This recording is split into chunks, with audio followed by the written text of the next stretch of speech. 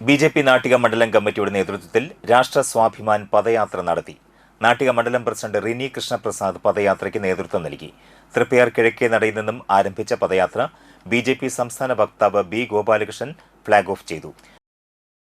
ഭാരതീയ ജനതാ പാർട്ടിയുടെ മുദ്രാവാക്യം എന്ന് പറയുന്നത് രാഷ്ട്രമാണ്, രാഷ്ട്രീയമല്ല എന്നുള്ളതാണ്.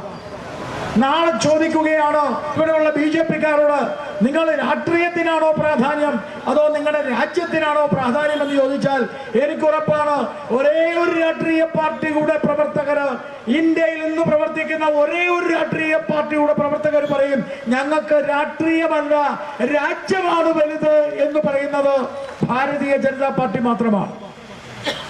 അതുകൊണ്ടാണ് ബി.ജെ.പിയുടെ മുദ്രാവാക്യം രാജ്യമാദ്യം, പിന്നെ രാഷ്ട്രീയം, മതവും രാഷ്ട്രീയവും പിന്നെ ആദ്യം രാജ്യം.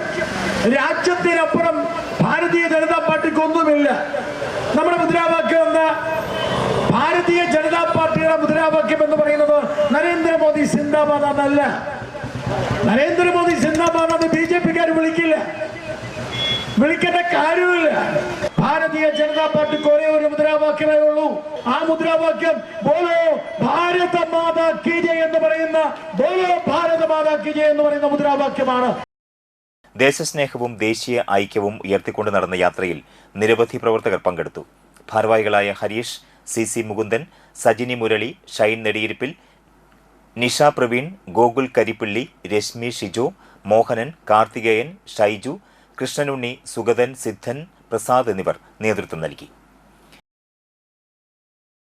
ഭാരത് മാതാ കീ ജയ്.